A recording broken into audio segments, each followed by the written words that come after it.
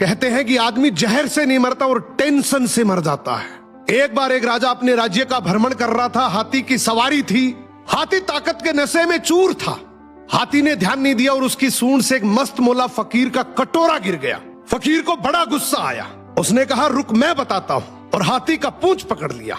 हाथी ने पूरी ताकत लगा दी पर हाथी एक कदम आगे नहीं बढ़ सका।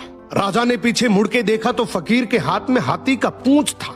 राजा को बड़ा अचंभा हुआ कि एक फकीर में इतनी ताकत। राजा फकीर के पास गया और बोला, आपकी जगह फुटपाथ पे नहीं, आपकी जगह तो राज दरबार में होनी चाहिए।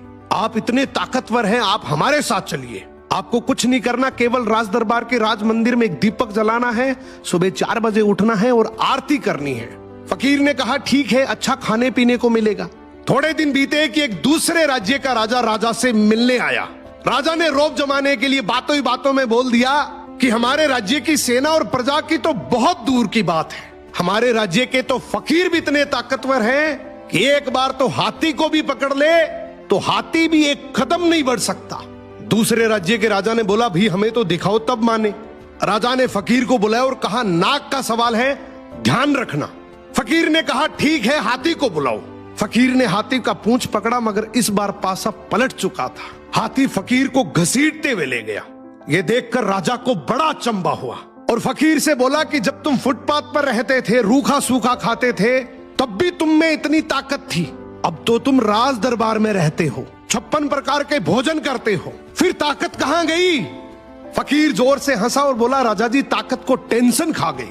पहले मेरे कोई टेंशन नहीं थी, कब उठना है, कब जागना है, कब सोना है। अब रात को सोता हूं तो टेंशन लेकर सोता हूं कि सुबह 4 बजे उठना है, दीपक जलाना है, आरती करनी है। टेंशन मेरी ताकत को खा गई। यही हालात आज के समय की है। हम सोते हैं तो हर दिन हजारों टेंशन लेकर सोते हैं जो हजारों बीमारियों को न्योता देती है, जबकि हमें पता है कि टेंशन करने से कुछ नहीं होगा। वही होगा जो भगवान को मंजूर है। फिर टेंशन करने का क्या फायदा?